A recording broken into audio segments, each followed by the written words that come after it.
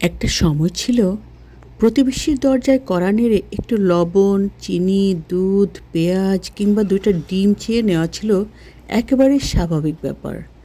এতে কেউ ধনী গরিব বিচার করত না। এটা ছিল বিশ্বাসের সম্পর্ক, আপনজনের সম্পর্ক। আমাদের বাসায় যদি ডাল রান্না না হতো, আমি পাশের বাসা থেকে এক বাটি ডাল নিয়ে আসতাম। আবার কখনো তারা আমাদের বাসা থেকে চিনি বা ডিম নিয়ে যেত।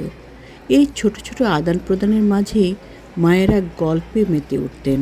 তখন আন্টি আঙ্কেল নয়, সবাই ছিল খালাম্মা, খালু, চাচা, চাচি। ল্যান্ড ফোন ছিল পুরো পাড়ার সম্পদ। কারো ফোন এলে পাশের বাসা থেকে ডেকে আনা হতো।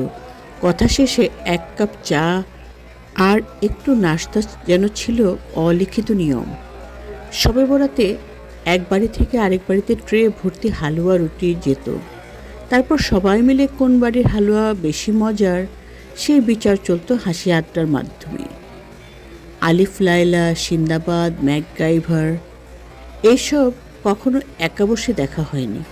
৭-৮ জন বন্ধু মিলে এক টেলিভিশনের সামনে গাদাগাদি করে বসে দেখার আনন্দটাই ছিল আলাদা। বিকেলের পরে ছাদে আড্ডা, এক ছাদ থেকে আরেক ছাদে গল্প, দূরের কারো সঙ্গে না দেখা বন্ধুত্ব, সব কিছুতেই ছিল এক অদ্ভুত প্রাণ। পাড়ার কোনো বাড়িতে বিয়ে মানেই পুরো পাড়ার উৎসব। নতুন জামা, সারারাত গান, হাসি, নাচ আর হইচই, মনে হতো আনন্দের কোনো সীমানা নেই। তখন পাড়ার প্রায় সবার নামই জানা ছিল। আর আজ একই বাড়িতে ২ দশকেরও বেশি সময় ধরে থাকি, অথচ পাশের বাসার মানুষ আমার নাম জানেন না, শুধু পরিচয় ইঞ্জিনিয়ার সাহেব।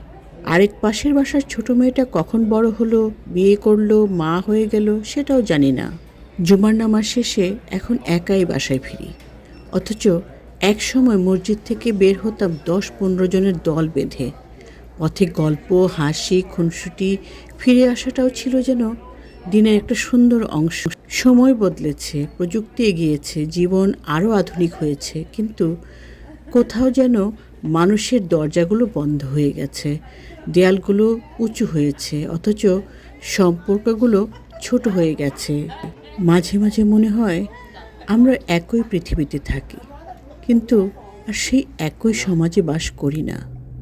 হয়তো আমাদের ঘরে এখন সব কিছু আছে, কিন্তু একসময় যে প্রতিবেশী ছিল পরিবারের মতো, সেই মানুষগুলোই আজ সবচেয়ে বেশি হারিয়ে গেছে। ৯০ দশকের গল্প, কলমে নাজমা নাজু।